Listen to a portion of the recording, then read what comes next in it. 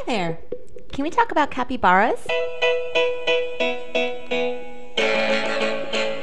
Unlike a lot of animals I enjoy covering in the series, capybara are, well, beloved.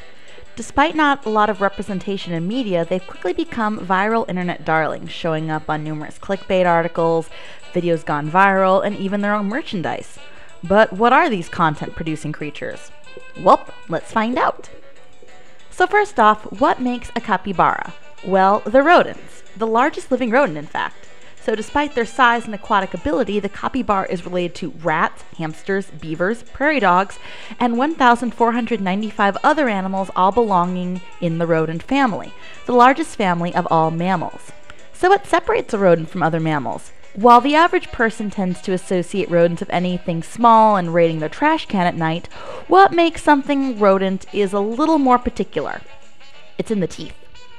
See, unlike our teeth that reach a set size, all rodents have ever-growing teeth, specifically the incisors or the front teeth. Because these teeth will never stop growing, in order to prevent their own teeth from going right through their face, all rodents chew constantly.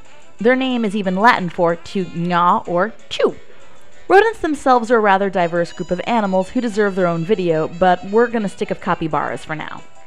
Native to almost every country in South America but Chile, the capybara holds the title of the world's largest rodent, weighing 150 pounds. Its closest living relatives are other South American rodents such as the guinea pig, chinchilla, and tegu. The capybara is herbivorous, with its main predators being the caiman, jaguar, and anaconda.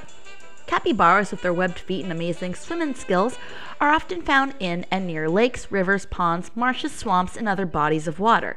In fact, when originally colonizing South America in the 16th century, the Vatican declared that due to its aquatic nature, the capybara counted as a fish and could be eaten on Lent.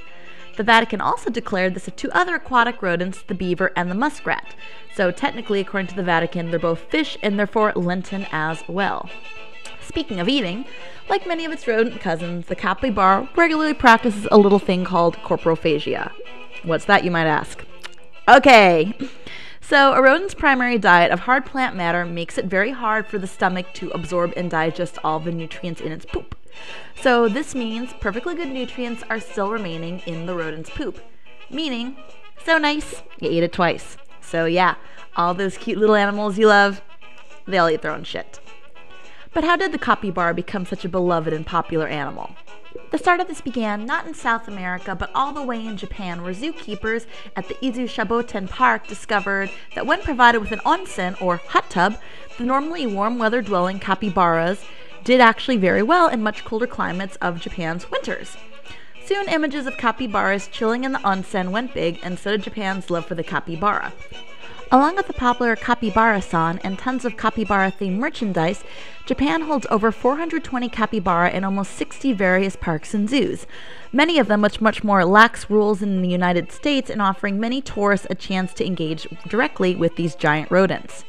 With its popularity in full boom, a lot is said about these little giant creatures, how they're friendly and cute and kind. And while there is nothing wrong with loving a species of animal, the fact that they are legal in some parts of America has made people come to believe that they might be a good pet. They are not. See, pets are not just animals we give a name and keep in our home. They're animals that have been domesticated, meaning that through selective breeding and hundreds and thousands of years, we have managed to take something that was once wild and make the entire species dependent on us, either as companions, food, or sometimes both. Capybaras are not domesticated, and while the idea of a hamster the size of a dog might sound cool, it's important to remember this animal does the following. Shit everywhere. Can become anxious and destructive in the absence of its complex social structures. Shit everywhere. Can attempt to establish dominance through biting with its razor-sharp teeth. Shit everywhere. Needs to be supplemented with vitamin C or else it can run the risk of getting scurvy, like a little pirate. Shit everywhere. Requires bodies of water for it to wade or swim in. Well, shit everywhere. Many people have decided to forego the common sense and have acquired capybaras as pets, a huge problem, as sightings in the wild suggest that the capybaras might become Florida's next invasive species problem. And I say next because the whole, whoops, we didn't do our homework in getting an animal and we let it loose and happened to thrive in the climate of Florida has already happened multiple times with the iguana, Burmese pythons, and tegus.